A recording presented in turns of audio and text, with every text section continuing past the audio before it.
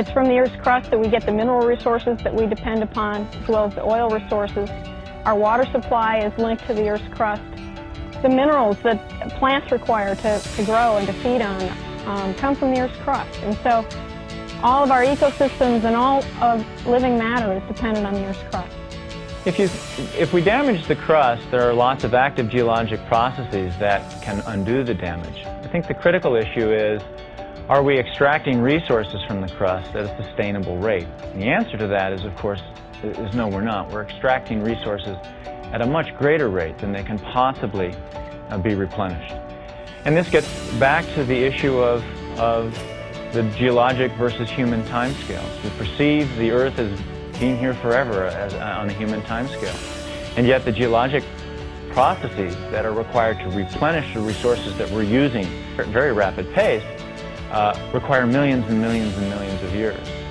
So we are in fact damaging the crust of the Earth in the ways that it relates to the sustainability of our civilization.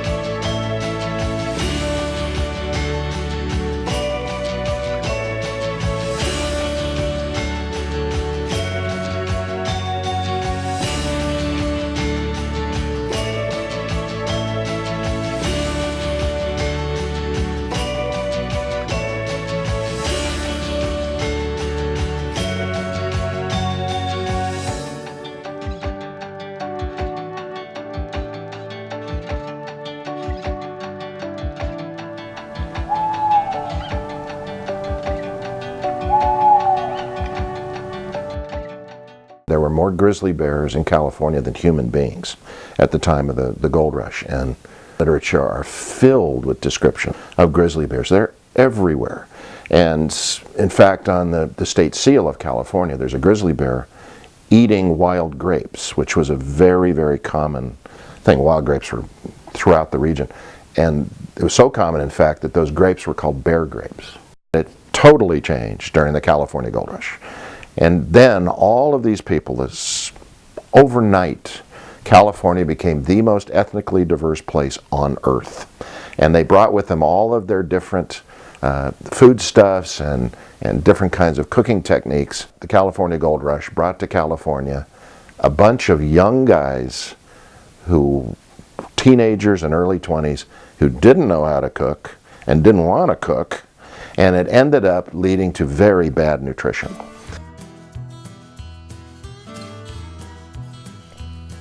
Sunday, May 19th, 1850.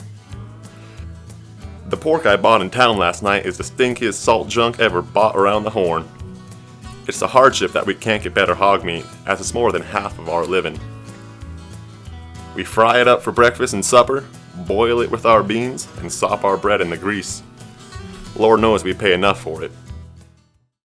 Thinking back about when the freeway was put in and how it really changed the landscape of Nevada City in particular, I could take you on a tour of what it looked like.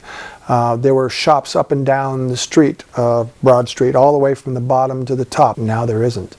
The roads are different of where they went. The big Christmas tree that we used to have was a beautiful sequoia redwood that we used to always put the Christmas lights on at the bottom of Long Street and Sacramento Street. That's all gone. There are some native plants that help prevent erosion, and they come back really quickly after fires. Many grasses have really deep roots, and so they'll hold onto the soil and keep it in place.